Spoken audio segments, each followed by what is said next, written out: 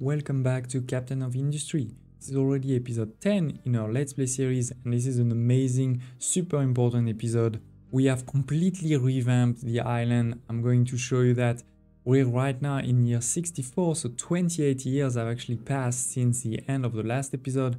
And in that time, we went from 650 people to 800 people, but we also completely revamped the island. Of course, during that time, I also did a lot of researches. We went from research number 31 to research number 43, including a few important ones like power generation number 2, cargo depot, the steel smelting, and a few others. But as I said, the more important thing is we've completely revamped our production line across the board to be ready to move faster for the future. Because of that, I basically don't need any trucks anymore. Of course, this is not exactly completely true. You do need a couple of trucks. For example, here you can see I have a few trucks on my fuel station. You also always need a few trucks linked to your excavators and your tree fellers. But I don't need trucks anymore to transport any of my resources, be it the raw materials like coal that you can see here, or the final resources like the rubber or the copper, because I have put belt everywhere. We have belt across the whole map. But before we talk about this major change, I want to show you a few of the small changes that I've also made. The first one is that I've built a fuel station over here directly linked to my diesel production, and then you assign a few trucks, and basically those trucks will then take some of the fuel and deliver it directly to the people that need it. And in particular, they will deliver it to excavator and tree fellers so that they don't have to go back and forth. And they are very slow, so you don't want them to move. You want trucks like this one to go to them so that the excavators are always working. The second is you can see all of my diesel generators here are paused. They are paused, and actually I haven't built any new ones somewhere else. I have completely switched my electricity production from being diesel led to being something else. And as you can see, we are actually producing a lot, 2.8 megawatts in total. How? Well, thanks to those high pressure turbines. This is not perfect electricity, but this is quite good. This is really a good way to make electricity. It starts here by those boilers. Those boilers take some water and boil it thanks to coal, basically. With that, they create some high pressure steam and a bit of exhaust. Of course, I'm just sending the exhaust directly into the atmosphere, creating a bit of pollution, but that's not the end of the world. And then this steam high pressure is going into those turbines. This is 48 water for 48 of steam. One of those turbines takes 24. So this is why I have 2 boilers for 4 steam turbines. Then this steam, this high pressure steam, makes mechanical power, 1 megawatt for each of these. So this is 4 megawatts in total, plus also some low pressure steam. This is important in the future. We can do something with this low pressure. For now, I actually can't do anything about it. So this is the exhaust that you can see here. And then this mechanical power, remember I have 4 megawatts going into those power generators. Each of them is taking 0.5 megawatts. So I have 8 here, right? To get to 4. And with this, you basically have a bit of a loss where you go from 500 kilowatts to only 360 kilowatts in terms of mechanical power to electricity. All of this requires, of course, some maintenance. You can see here 1.2, this one 0.6. So you need maintenance for all of this, but this produces a lot of electricity. It actually usually produces a lot more electricity than what you need. So it is good to have a reserve, and this is what this flywheel does. It creates an additional reserve so that we don't have to have those things going all the time and then stopping, then starting again, stopping again, starting again. And this is what this auto balance here is very important. Basically, I have auto balance enabled on those 3 here and not on this one. I'll explain why not on this one just now. But basically what it means is that they will all turn on, then they will fill this to the max, and then all of these will stop. This 3-1 will completely stop, and therefore we start using a bit some of that reserve. As you can see, this is a lot of reserve. This is megawatts. So we have reserve that is slowly being used. On the other hand, I'm keeping this one on, which is basically 1 megawatt of power, which means that then you transform into 2 of these, right? So this is around 700 of electricity. What I found is that in general, I've been using around 700, 800. So it was good to have this one always on because I'm basically always using this one. Right now, I'm actually quite low. I don't know what's going on, but usually I'm definitely using more than that. And then lastly, of course, that requires water and coal. The coal is coming directly from that belt here, and the water is coming from those two groundwater pumps. Having so much electricity, it's also a good time to start giving electricity to our people, because they don't have it right now. To be able to do this, you need the settlement power here that gives you a transformer. The good thing is actually you don't need anything. You know, it costs you 30 construction part level 2. And you need, of course, some people. Then the electricity need is linked to how many people you have. You have a bit of maintenance. But what I really like is, you know, there's no input or output. So it's a building you put wherever you want. 1.91 unity, that's great. So let's do a quick recap. This is how it looked at the end of the last episode. We had here at the top copper production, quite a good copper production, you know. Was definitely a significant one. We had just increased it. Also here quite a significant concrete production, but very far from everything else. And here we had iron production going into all of the assemblies for construction parts, mechanical parts, and things like this. This was pretty optimized already, but actually quite limited in terms of space and really not linked to the other.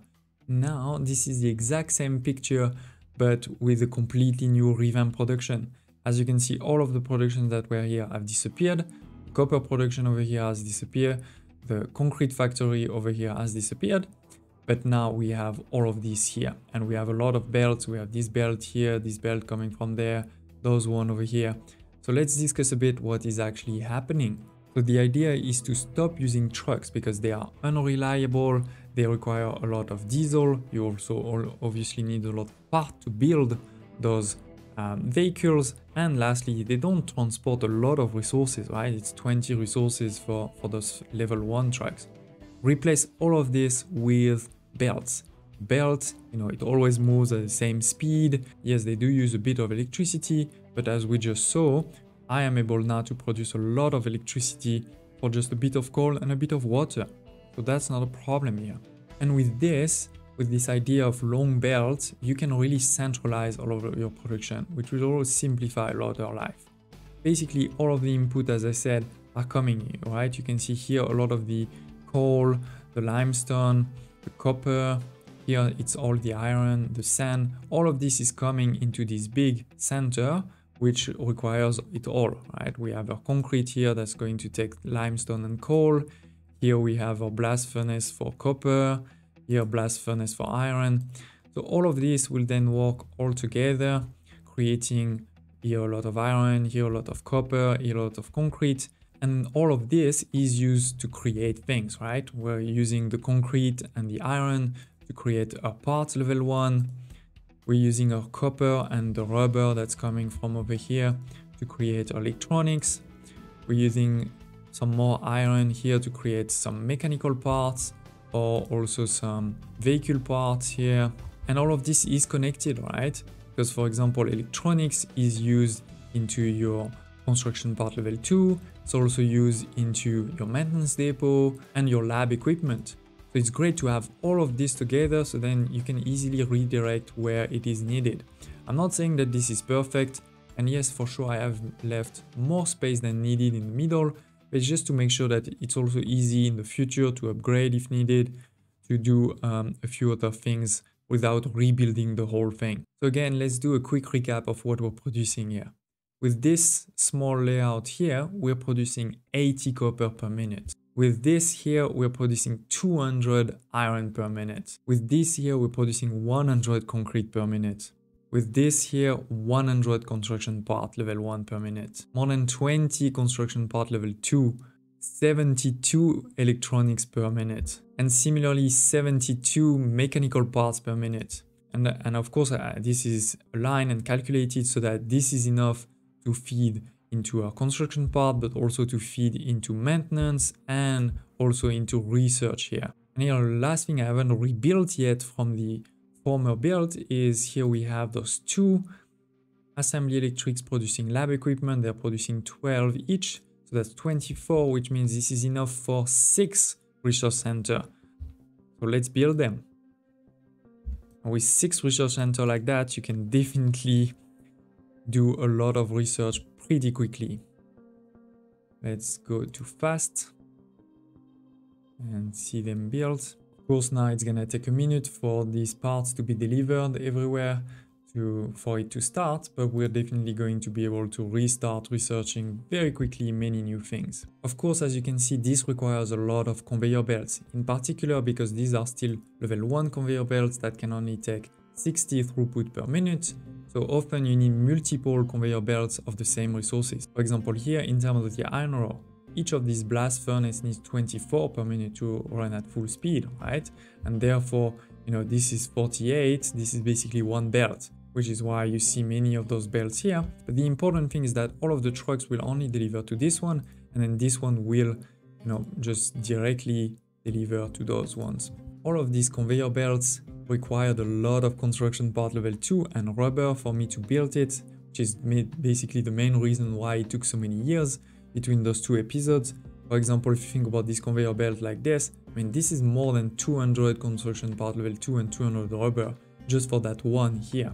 And you see how many we have, they are everywhere. This one also is very long. This was a huge investment, but now I can rest easy.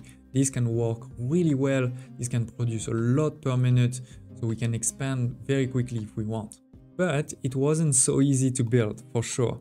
First of all, I had to maintain the old infrastructure for most of it, right? Because it needed so many parts that I didn't have those parts. So I had to continue building, continue creating, producing, continue making those parts, those construction parts level 1 and 2, to slowly but surely get this online. At the same time, my population was growing and I needed to also grow it.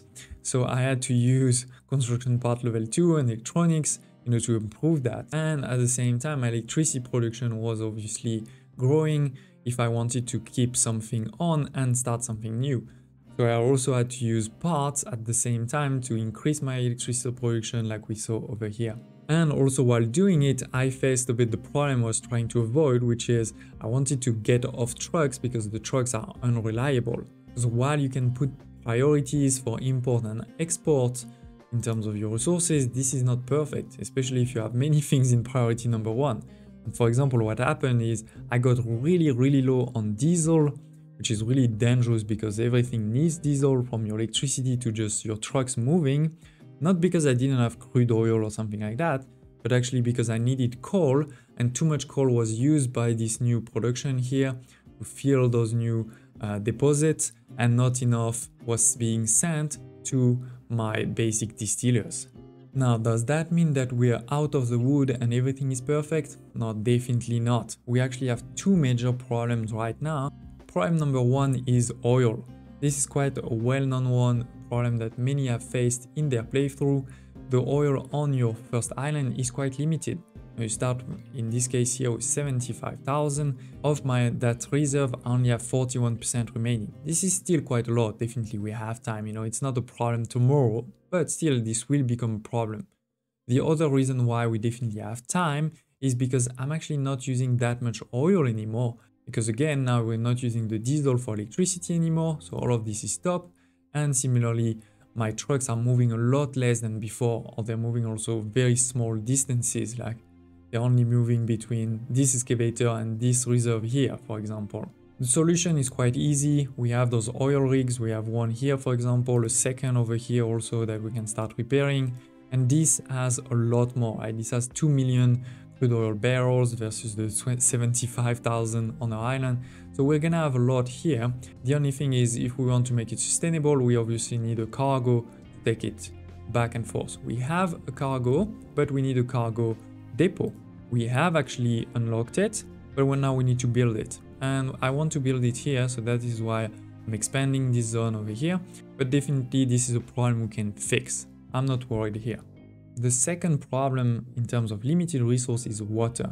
And actually, to be more precise, is groundwater. If we activate our layers, we have the groundwater, we have some here, some there, and I actually have also some here and some there. So I still have a lot of water, don't get me wrong. The problem is that I was actually using a lot of water just from this, let's say, aquifer here. And if we click, for example, on this one here, you can see that this is this reserve of water, this one here. And we only have 39% of it left. A few minutes ago, it was actually worse because I also had more groundwater being picked up over here. Now, what I've done is I've moved those two over here. So now those two are starting to pick up from that aquifer over here. And this is the only two that are taking. So it will be interesting to see also in the future if this is too much, too little. Because what's interesting also with this water is it actually replenishes over time. I'm guessing linked to the rain. Basically, you know, when it rains, this groundwater will go up a bit. But the question is, are you taking more than what the rain usually brings back, right? And hopefully, for example, in this case here, with only 2 groundwater pump, maybe this will be enough, you know, the rain will be enough to keep that going. But here in this case, you know, I have 4 over here for my farms and I have 2 over here for the boilers. This definitely seems to be way too much for this aquifer. We have a couple of solutions to fix that. The first one is rainwater harvester. You know, I can put a lot over here. I mean, I have a lot of space, right? So I can put a lot of these rainwater harvester, which don't cost a lot, don't cost people or energy. But that's really, you know, I don't love really that solution. What I think we're gonna do more is basic desalination. Takes water, seawater from the sea, from the ocean. So this is basically unlimited. And then you transform that seawater into actual water. It's not the easiest, but we can do it. Takes a bit of coal, we have a lot of coal.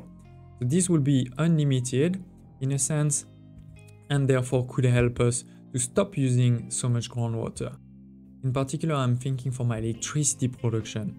You know, I think it's very dangerous for my electricity production to be linked to something like the rain.